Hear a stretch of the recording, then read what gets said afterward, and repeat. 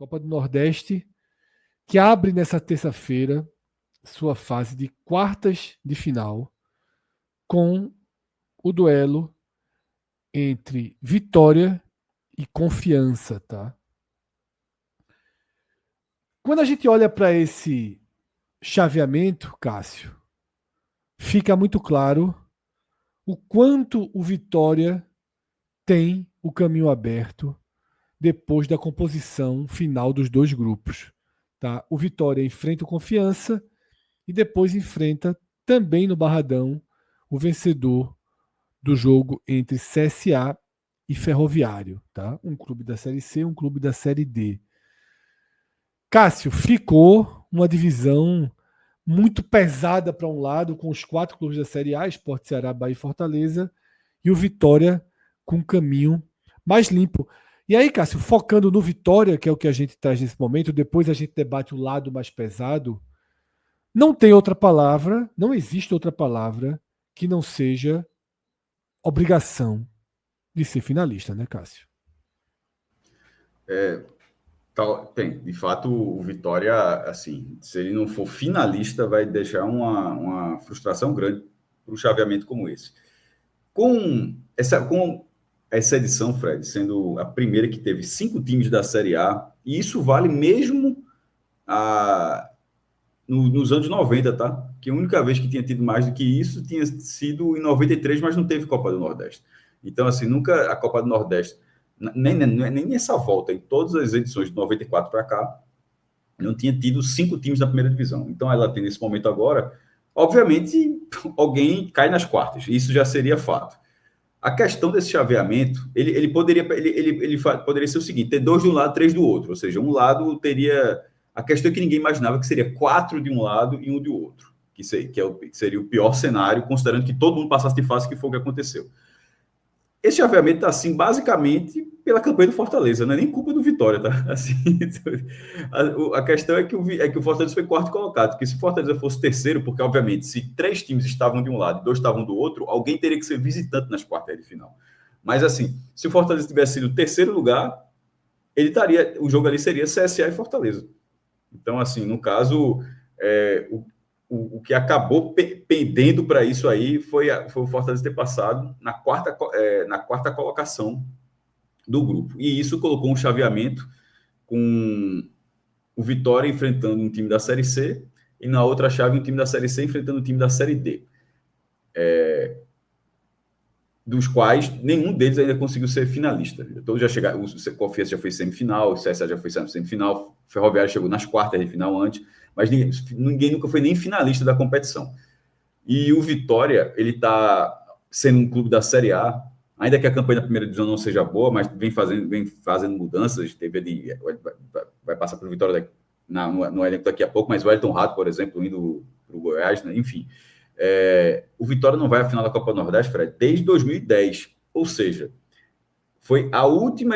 Foi campeão, inclusive, tetracampeão. Mas foi a última edição antes da volta oficial. A Copa do Nordeste ela foi ali até 2003.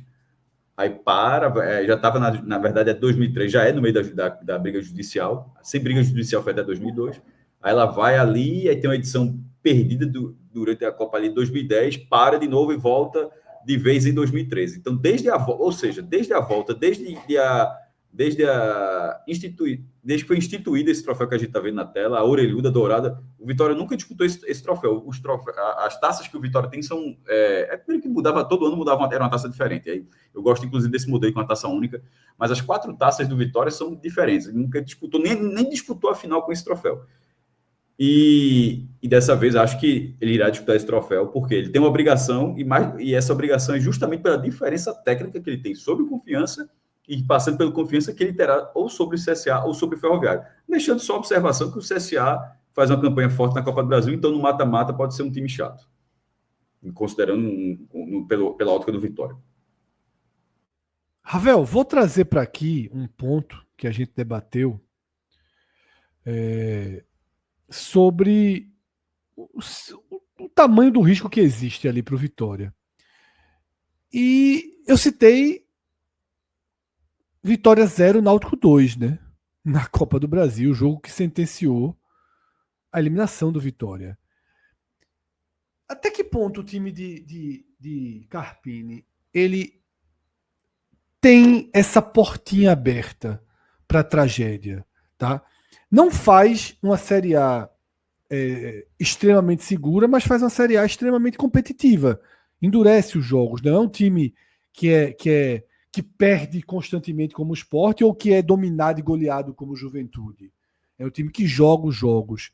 E enquanto Confiança, Atos, que acompanha mais a Série C, sempre bate muito na tecla de que é um time irresponsável, com muita força ofensiva. Eu não acompanho tão de perto a Série C, não vi jogos do Confiança na Série C, mas os 2 jogos que eu vi do Confiança esse ano, ele jogou muito bem. Os 2 contra o Ceará, Léo, inclusive. Copa do Nordeste e Copa do Brasil, Confiança jogou muito bem. Deu um calor no Ceará, os 2 em Fortaleza, né? Adversário chatíssimo. Assim. Foi no começo do ano, lógico que tem o contexto do momento da temporada, onde houve o jogo, mas foi um dos adversários mais chatos do ano até aqui, assim. Lógico, guardadas as devidas proporções, mas foram uns jogos bem chatos mesmo. Pegou a garotada do Bahia também e venceu com autoridade. Mais recentemente. Isso. Que é o que traz ele até aí, né? Inclusive. Isso. Fred, veja só. Tem 2 questões que eu acho que são os pontos de atenção que a gente pode colocar aí a ameaça para o favoritismo do Vitória. O favoritismo a gente não vai nem se delongar muito aqui, porque eu acho que ele está evidente na tela. O Vitória joga a primeira divisão do Campeonato Brasileiro, tem uma chave que ele não tem nada a ver com isso, né? Fez o seu papel e aí se colocou numa condição de ter um chaveamento bastante favorável para si, depondo a seu favor e o colocando no caminho natural do futebol, no caminho lógico, na decisão da Copa do Nordeste, que, como você mesmo pontuou, não chega desde 2010 e eu acho que nunca teve um cenário tão favorável para confirmar o seu favoritismo e assim disputar a taça na edição de 2025. Quais são os grandes problemas que a gente tem aí? O primeiro é esse que você já passou um pouco na sua fala. O Vitória, embora venha sendo um time muito competitivo na Série A, joga o campeonato, joga jogos, né? Às vezes pega adversários com nível de competitividade, de capacidade técnica superior e consegue fazer frente, consegue pontuar. A gente já viu isso nessa Série A desse ano. Mas é um time que, em competições, né, de fase de Copa, de eliminação, não tem conseguido corresponder como a torcida espera, né? Eu acrescento a essa eliminação vexatória contra o Náutico no Barradão, né, onde perdeu por 2-0, a eliminação num cenário completamente favorável na Copa Sul-Americana, onde perdeu de uma maneira assim bizarra, constrangedora, numa falha combinada ali, onde Lucas Arcanjo acabou, inclusive, selando a eliminação do Vitória num jogo onde ele era favorito para vencer e passar. O time do Equador, a Universidade, ele estava completamente desmobilizado, desinteressado, e ainda assim o Vitória não conseguiu repetir Só nas existia Copas. uma forma de perder aquele jogo. Uma forma. Exatamente. E não Vitória... conseguiu repetir nas Copas, Fred, o desempenho que a gente tem visto o Vitória ter conseguido aí na Série A, que é uma competição até de nível técnico, de exigência maior, né? Onde ele tem conseguido ter uma postura mais aguerrida. Então, esse primeiro ponto, eu acho que é um ponto de preocupação. Precisa ter a mentalidade de um time competitivo como tem sido na Série A, para não achar que um jogo contra o Confiança e um jogo entre o vencedor de CSA e Ferroviário são favas contadas. É óbvio que o Vitória vai entrar como favorito, independente de quem passe, mas o favoritismo ele precisa ser confirmado. E o segundo ponto a gente vai falar um pouco mais à frente, Fred, que é como o Vitória não conseguiu aproveitar até o presente momento a janela de transferências para atacar suas debilidades. O Vitória vai chegar para uma segunda perna de temporada até agora sem um lateral esquerdo confiável para jogar o campeonato. Então, Ravel, a gente já traz isso aqui agora, tá? Já podemos trazer, né? Isso aqui agora. A gente já traz isso aqui agora. O balanço de chegadas e saídas do Vitória, tá? Muitas saídas e 3 contratações confirmadas e anunciadas, tá? Saíram Bruno Xavier, foi para o Vila Nova. Carlos Eduardo foi para o Mirassol, tá? Hugo foi devolvido ao Santos, lateral esquerdo, e depois seguiu para o futebol árabe. Tiaguinho foi dispensado, acertou com o Operário. Janderson foi para o futebol turco. Goleiro Gabriel foi trocado por Thiago Couto na negociação com o Sport. E as duas mais recentes, né? O Gustavo Mosquito foi pro Jubiluata do Japão e o Ayrton Rato está indo pro Goiás, tá? Inclusive o Vitória arcando com 40% do salário de Rato no Goiás, tá? É uma negociação em que o Vitória paga a conta da escolha errada. Chegaram Thiago Couto, o meia Rubem Rodrigues, que estava no Oxford United, e Renzo Lopes, atacante que estava no futebol árabe. O Vitória recorre a uma prateleira que eu me lembro que o torcedor do Ceará ficou muito puto com o termo que eu usei, que eu chamei de terceira prateleira do continente, né? O Vitória recorre a essa prateleira. E essa prateleira, ela não dá garantia nenhuma. Ela é a prateleira da interrogação. Ela é a prateleira de Galeano, que hoje começou a dar certo no Ceará. Esse termo que eu usei foi para os dois do ano passado. Facundo Castro e Facundo Barceló. Exatamente, os dois. Que eu falei que Recalde, que até acabou de ser dispensado, era o único que tinha um peso maior. Né? Mas os outros dois eram do perfil aí do Rubem Rodrigues e do Renzo. Então, Ravel, ainda teve a lesão do lateral esquerdo titular, que complicou a lateral esquerda do Vitória demais. Nesse momento, essa balança de chegadas e saídas desse mês foi negativa para o Vitória. Ainda que ele tenha tirado o peso do barco, mas um Janderson e um Gustavo Mosquito aí eram jogadores que cabiam, que faziam, conseguiam dentro dos jogos algo de positivo. E principalmente porque a gente fala que talvez junto com a lateral esquerda nesse momento que aconteceu até mais uma questão circunstancial, né? Já que o Jamerson era um dos destaques do time, vinha jogando bem, os extremos do campo, né, as pontas, eram o setor mais problemático desse elenco do Vitória. Nenhum jogador conseguia se firmar, até por isso a gente vê Oswaldo, que é um jogador experientíssimo, né, que foi destaque na Série B de 2023, que o Vitória foi campeão. Ele é quem tem mais minutagem, né? Então, o Gustavo Mosquito, quando entrava em alguns jogos, ia bem. Janderson também, apesar de algum desgaste com a torcida, conseguia entregar alguns gols e assistências em algumas partidas. Essas saídas aí eu acho que são as mais sentidas. As demais vão muito nessa linha que você falou, Fred. Enxugar a folha, tirar o peso do barco, porque eram atletas que não conseguiam mais, de fato, contribuir. O que preocupa é que as chegadas, elas não corrigem problemas estruturais do Vitória. São apostas, né? São atletas que a gente não pode carimbar aqui, que vão chegar e vão elevar o nível, que vão atacar até deficiências, como eu falei. O Vitória vai jogar amanhã contra o Confiança, valendo a classificação, com o Maicon Jesus, que é um lateral jovem, novo, né? Que, enfim, praticamente não teve aí oportunidades ainda no time de cima, né? Um garoto, um cara que vai chegar já com a responsabilidade de ter que corresponder. E isso, para mim, é um ponto de preocupação. É algo que Cássio sempre fala aqui. Quando a janela abre, não está dizendo que está autorizado contratar ali, não. Você pode fazer a contratação e você inscrever o atleta quando a janela se torna ali, o atleta se torna elegível a estar inscrito para aquele time cuja negociação foi concluída.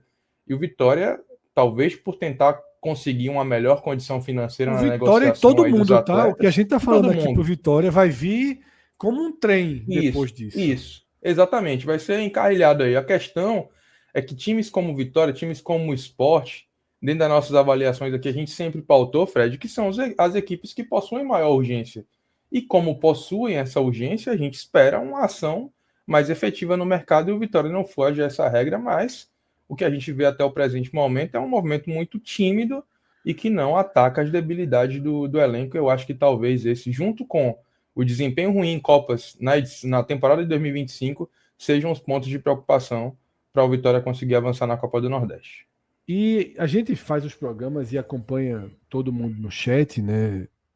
Nos comentários que ficam pós-programa, e foi um mantra muito repetido do torcedor do Vitória. Não, quando chegar no meio do ano, vai se reforçar, vai repetir o que fez no ano passado. Até aqui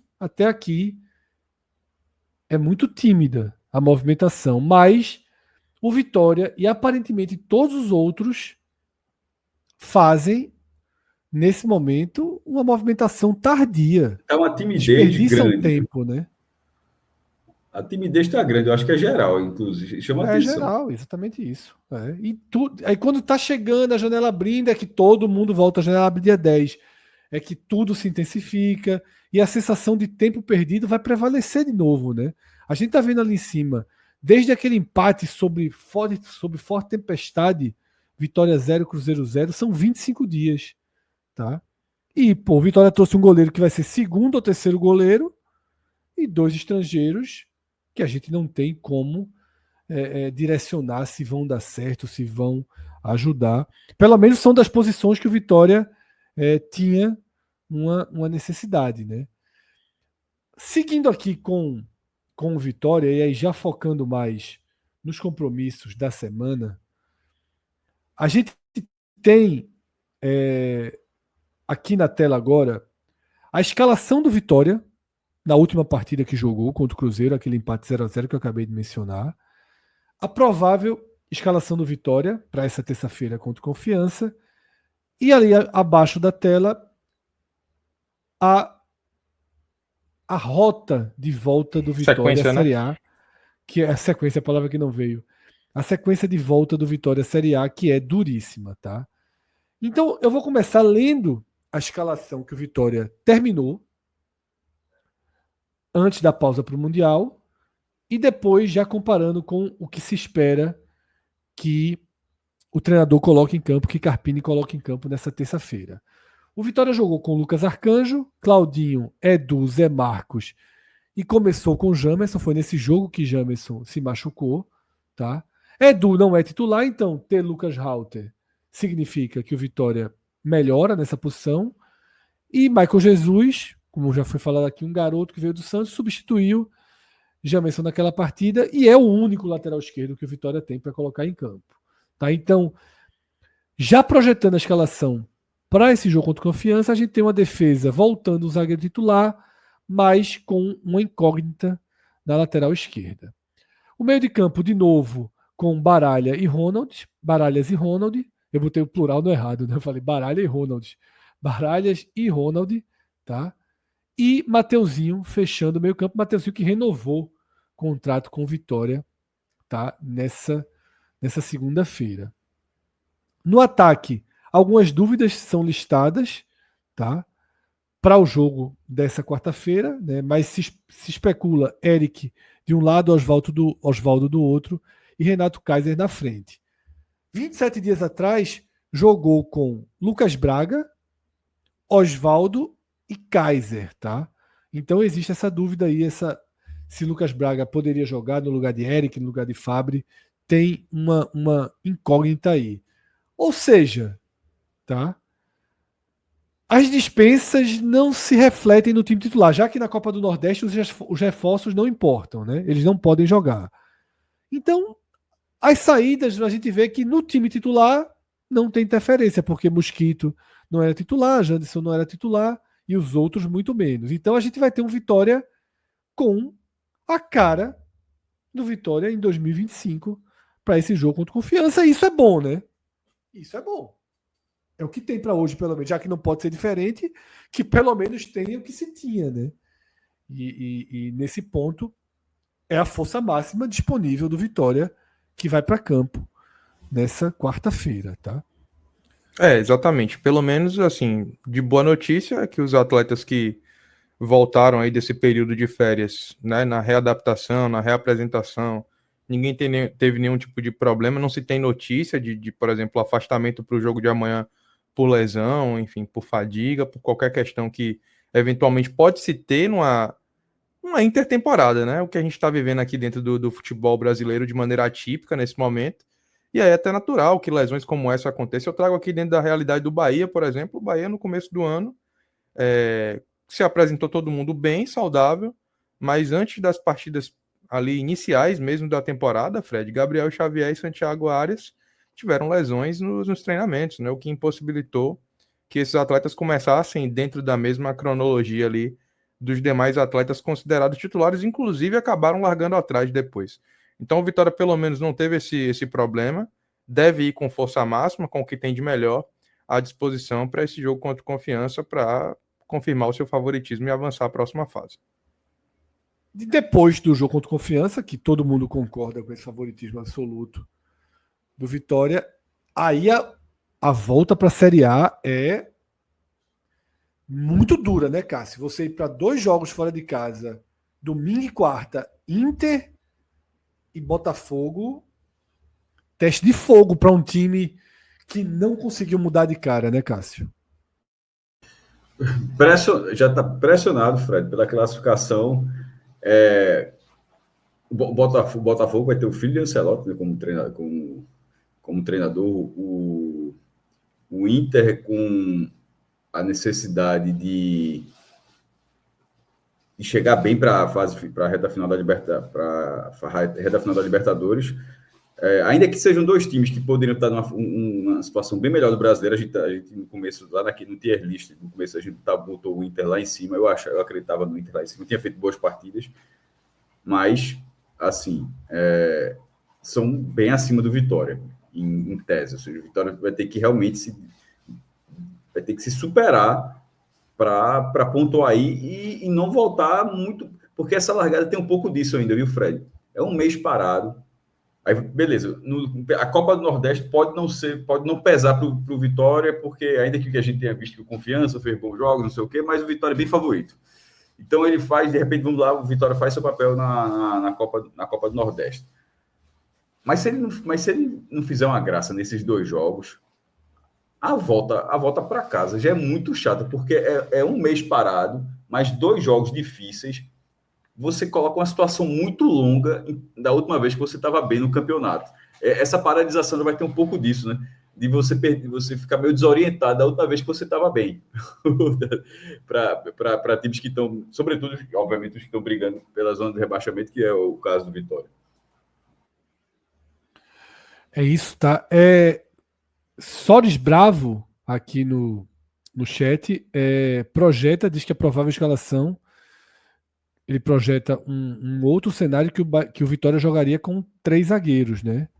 Edu entraria, né? Eric sairia lá na frente, e na escalação dele também não tem Baralhas. Quem jogaria seria Ricardo Hiller, tá? Acho que não, viu? Eu acho que esse cenário que Soares está trazendo, eu acho que é mais provável a gente ver no jogo contra o Inter, por exemplo. Mas no jogo contra o Confiança, acredito num Vitória, num modelo mais ofensivo, mais propositivo, até porque, embora haja o favoritismo, o Vitória tem necessidade de fazer o resultado. Como é, Cássio? Eu entendi como se Não, ele falou para amanhã. Não, ele falou para amanhã, pô. Tá escrito aqui. A provável escalação para amanhã. Já sai da tela já. Eu acho que essa escalação que Soares traz, ela é mais provável de acontecer no jogo contra o Inter. Perfeito, tá? Então, esse é o desenho do Vitória para o seu retorno, tá? A temporada essa semana me chama. Se é fácil na Copa do Nordeste, é duríssima a missão que o Vitória tem pela frente domingo e quarta pelo Brasileiro, tá?